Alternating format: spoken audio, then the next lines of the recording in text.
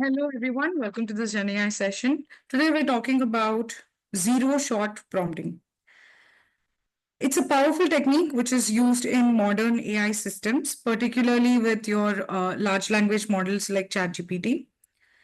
In simple terms, zero-shot prompting allows these models in order to perform tasks without needing any specific training examples for those tasks. For example, imagine telling an AI, summarize the causes of industrial revolution for a group of high schoolers. It just does it instantly. That is zero-shot prompting in action. How does it exactly work? Let's break down how zero-shot prompting works into three simple steps.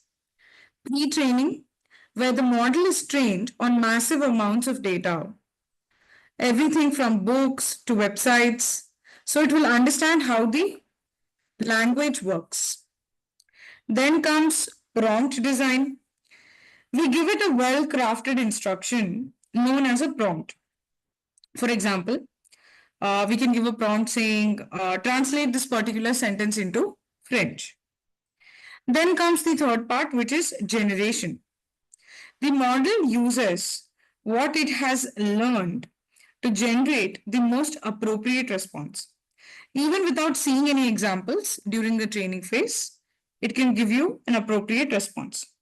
It's like asking a well-read assistant for help, and they will give you intelligent answers on the fly. Then let's talk about a few key features of zero-shot prompting. Why is this even important, right? So there are three key features of zero-shot prompting. One is generalization, then flexibility, and finally efficiency. Let's talk about generalization.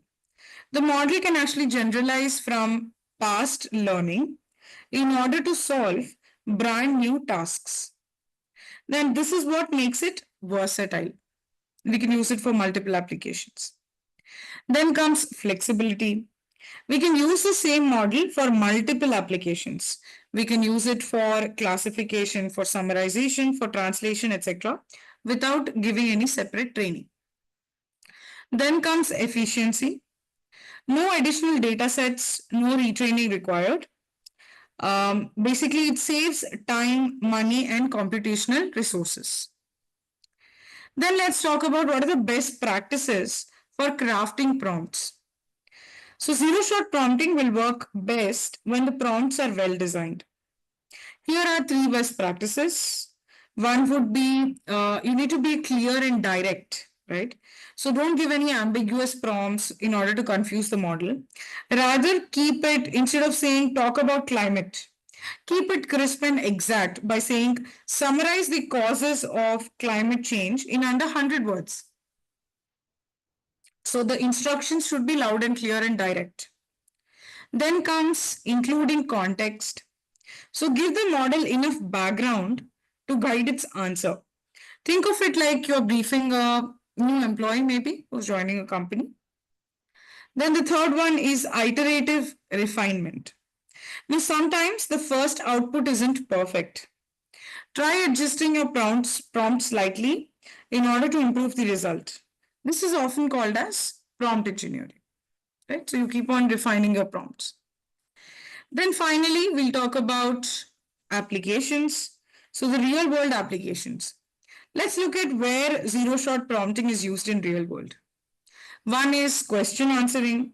So just like asking ChatGPT or your Gemini questions and then getting instant answers. You can also use zero-shot prompting for summarization task, where condensing long texts or articles into the short summaries. Then you can also use it for sentiment analysis. Analyzing sentiment analysis, basically analyzing the customer reviews, whether they're positive, negative, or neutral, right? Tonality of the reviews. Then comes content generation, again, writing emails, blogs, or even poetry. With minimal input, you can achieve these things.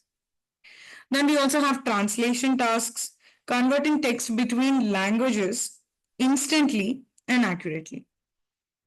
These are all zero-shot use cases where the model doesn't need to be retrained. You just give it a task and it will respond. In conclusion, zero-shot prompting is a game changer. It will save you a lot of effort. It will speed up your development. It puts the power of AI directly into the hands of the user. There is no coding, no training, just smart instructions given. And if you're working with large language models, or you plan to work with large language models which are mastering zero-shot prompting, then it will give you a massive edge in productivity and innovation. So this is a little bit about zero-shot prompting. Let's also jump to the code part and look at how we can leverage zero-shot prompting, right? So the first thing I've done here is installed Transformers and Torch library. So installing necessary libraries. And the next step is to import the required modules. So from Transformers library, we're importing a module called as pipeline. Again, bringing all of this from Hugging Face, right? To make it very easy for us, pipeline function to fetch the results. Then step 3 is loading the zero-shot classification pipeline. So I'm giving a classifier here using the pipeline function where I'm saying zero-shot classification is what we're going to do. And the model that we're using here is the Facebook BART model. Okay. And we're integrating this we're bringing this up from the Hugging Face. And the device is set to use CPU, Central Processing Unit. And we're going to give some sort of examples. So we're going to perform different tasks, sentiment analysis, topic classification, etc. The first one is sentiment analysis. So we have given an example text here, which says, I absolutely love the new update. Great job. And you need to classify the text, above given text, into three sort of, any one of the three classes. It could either be a positive, negative, or a neutral sentiment text. Finally, this BART model has to classify. And you can see here the results. So it is saying 97% positive, 1.9% negative, and 0.6% positive, right? So this way we're getting the neutral. This way we get the answers. Then we also have topic classification. So I have a text here which says the new iPhone features an upgraded camera and faster processor. I need to find out the label, which topic this particular text is talking about. Is it talking about sports? Is it talking about politics? Is it talking about technology? Is it talking about entertainment? So this model has to classify out of all these 4 labels, and it is giving the highest score to technology, followed by that entertainment, followed by that sports, and lastly you have politics. Okay, similarly, I can use this zero-shot prompting for task intent detection. So we have a text given here. Please schedule a meeting for next Monday. And we need to classify this into either of 4 tasks given here, whether is it talking about scheduling or cancellation or a reminder or a greeting. And you can see the scores of classification.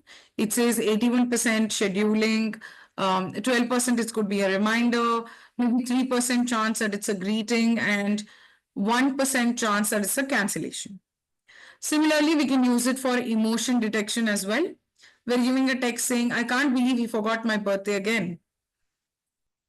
And this sentence have to be, so we need to recognize the emotion, underlying emotion behind this text. So there is, the emotions could either be anger, sadness, joy, or surprise. You can see the results of the scores where it says it's 0.5%, 50% anger, 28% of sadness, 1.9% maybe it's a joy, and maybe 1.7% it is about surprise, right? So this is how we can use zero-shot prompting at our disposal in order to integrate it with different LLMs. Here we have used the Facebook BART model. Maybe you can also apply this to different other models like GPT with OpenAI or Key, right? So different things that you can experiment with your zero-shot prompting. It works the best when you're designing the prompts, have a well-structured, well-designed prompt. You can go for zero-shot prompting, right? That's it from my side, guys. Maybe in the next class, we'll also look into a few more. We'll deep dive a lot into other prompting techniques. So stay tuned for our series on prompt engineering. Thank you.